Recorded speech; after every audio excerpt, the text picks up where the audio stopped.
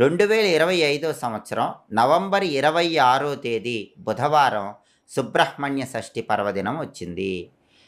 మార్గశిర మాసంలో శుక్లపక్షంలో వచ్చే షష్ఠి తిథిని సుబ్రహ్మణ్య షష్ఠి అంటారు. ఆ రోజు సుబ్రహ్మణ్య స్వామి పుట్టినరోజు.